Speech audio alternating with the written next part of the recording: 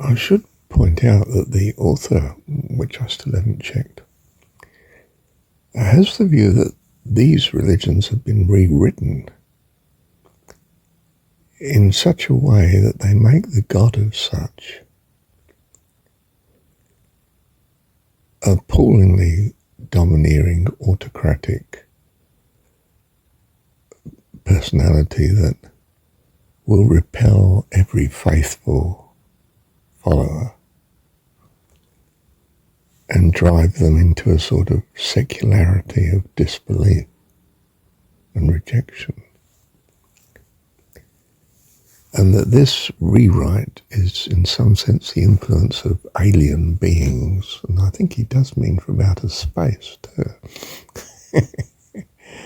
I mean, I hadn't thought of that. To deliberately corrupt the good and faithful original religions of, in this case, Zoroastrianism of 6,500 BC, into a degenerate form of religion that's expecting a Messiah that these alien beings can capitalize upon this expectation and take over the world at some future date and throw it back into some pre-godly state of chaos. It's a thesis of a story of evil, a historicity again. In itself, it's almost a counter to the historicity thesis of religion.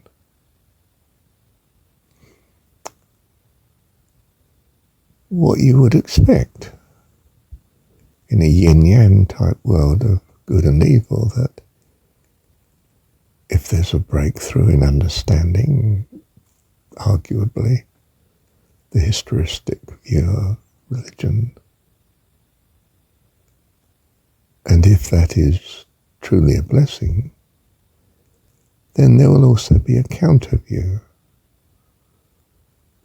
which is that you got it all wrong and you must expect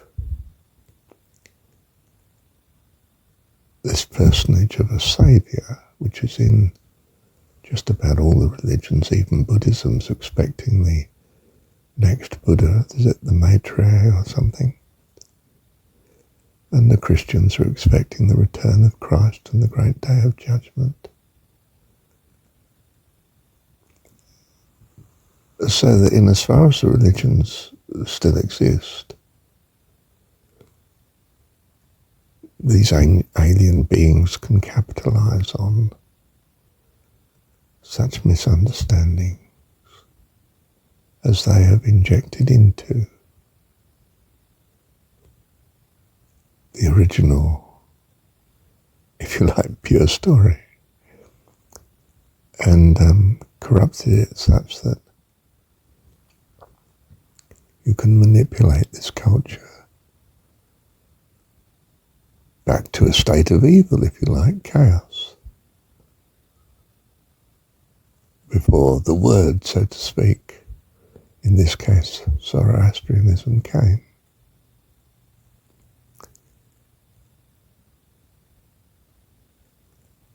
Well, it's the sort of thing that the company of my friend comes up with. It's not Christian, you understand. It's not too godly. And I realise I've spent the day in his company. But do you know, in a way, it's very enlightening.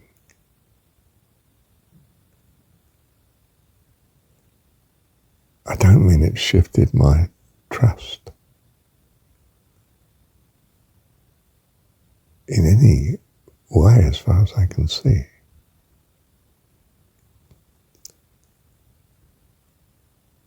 I've taken it simply as another page that God shows me of understanding of his astonishing creation. This amazing school here, the universe of change and uncertainty, time, space and matter, good and evil, the incredible transitory nature of the content of this universe.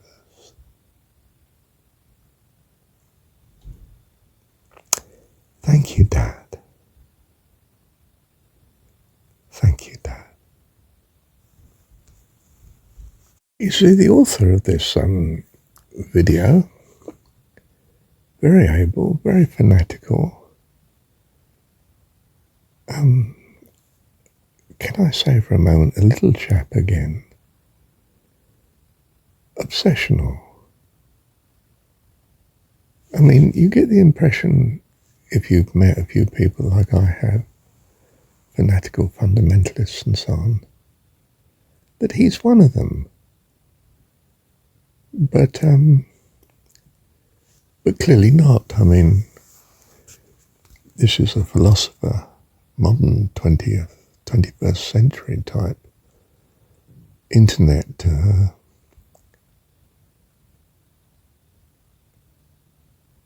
21st century version of a guru. Apparently amazing insights and revelation. And actually, of course, you realize his view is just a recast in 21st century and 22nd century form, I think, of the ancient story of good and evil being at war. It's just that his evil spirits are now aliens from out of space. And the religion's story themselves are the deception.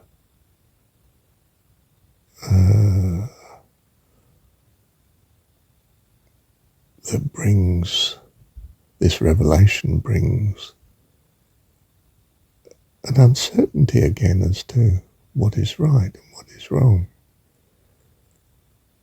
That in a way I feel this recorder, he has unwittingly rewritten in very obvious terms this story of good and evil. And as a bit like Krishnamurti cast himself in the evil situation of being the false Messiah that distributes the seeds of misunderstanding. The false Antichrist, if you like, Jesus. And he's almost playing that role in the 21st century.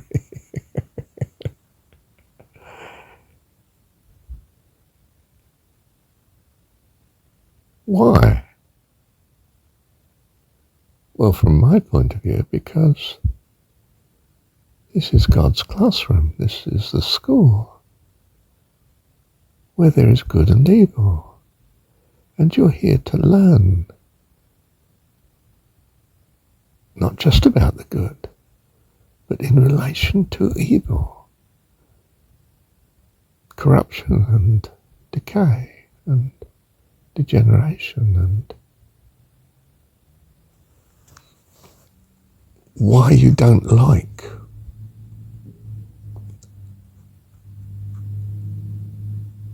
bad influences, if you like, quite simply, evil. Why you look to whatever's good and lovely and think on these things. And of course, in his revelation of truth, he spent the best part of 2 hours really in actually studying the evil. And he's contrasted it with the good. You might recognize such. And he's given a story about it, which is, in its little way, very convincing. And of course unnerving. And you realize, of course, this is all part of the classroom. What do you think of this story, Marshall?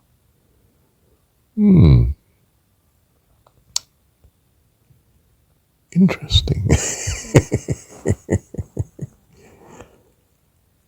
Does it affect me in my relationship with you, Father? No.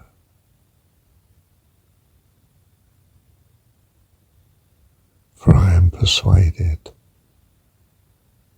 that you, Heavenly Dad, are to me my Heavenly Dad, and I will trust you with all my heart for all of my being, for all eternity. And this is my transcendence and my joy eternal, life eternal, in your embrace, in your goodness and loving kindness, the goodness of your heavenly host family, your joy and your reason for living, just as you are ours. Love you, Dad. Thank you, Dad. So amazingly, I've come up with yet another recording.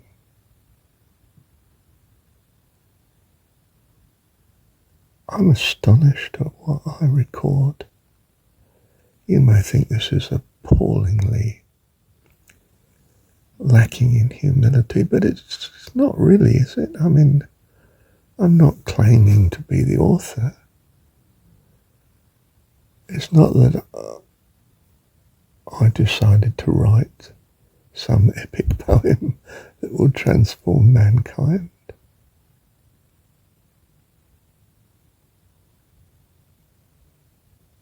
It's that it is by the grace of God.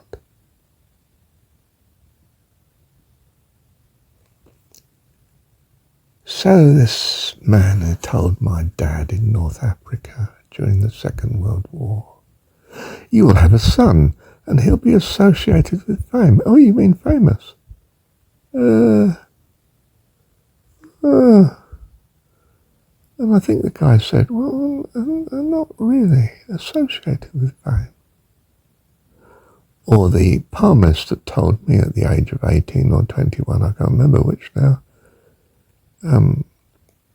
you'll be very successful. And I says to him, well, how do you mean? Well, of course, he could only think of success in material terms. And he spent the rest of the palmist consultancy, which cost quite a bit of money, which my mum had given to me as a present. You know, I went up to London and had my fortune told. I was very secular, you understand. My mum was very secular, very much into fortune telling. And he spent the rest of the consultant time telling me how rich he was and how he'd visited 40 cities in the state over the past year or so with his family in the States and spent unlimited amounts of cash. And this is what his idea was of glorious living, of course. Didn't touch me at all, did it? I was an idealistic young man. I may have been secular, but I had a purity of vision, and success was not in the form of materialism. I'd got that already. My dad was well off. My mum was beautiful. What I valued was my mum, not my dad. I valued her love, not his distance from me.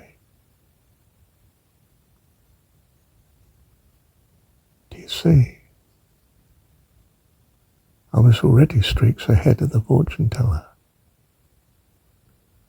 I mean, that sounds like a lack of humility to say as well, but I mean, I was. He was still lost in materialism. He hadn't learnt the lessons yet, which I had learnt long before my time. I was forced to mature by my circumstances of childhood. Well, I call it maturity anyway. As I saw it, you understand. I knew success was not materialism. And I wanted to know what he meant by it. But of course he didn't mean anything by it. He could tell me the future without knowing what the future meant. This is a typical problem with fortune tellers. They tell you what they supposedly see, but they don't see it really. They just tell you what it is. And they don't know what the words mean that they say,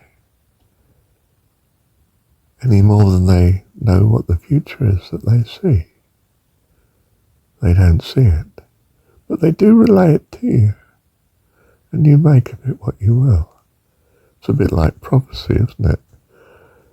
It's totally intelligible in hindsight, but in foresight you would never have thought the person would interpret it this way. And they don't. They interpret it 1,000 different ways according to who receives it. Such is the history of religion. And in that sense, our video presenter was right. Religions have been incredible distortions of what seems to have been written. And what seems to have been written is anything but history.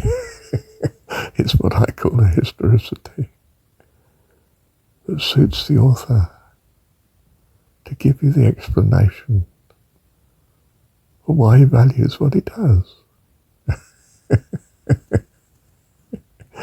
And you look at this explanation and you think this doesn't make sense. And do you know something? You're absolutely right. It doesn't make sense. But what does make sense is that you worship what you understand to truly value and learn quickly to modify such so that your God, personification of your values, hones in on our true God.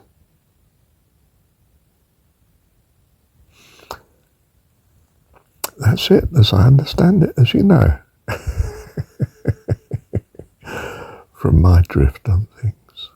May you be blessed. Thank you, Dad. Thank you, Heavenly Dad.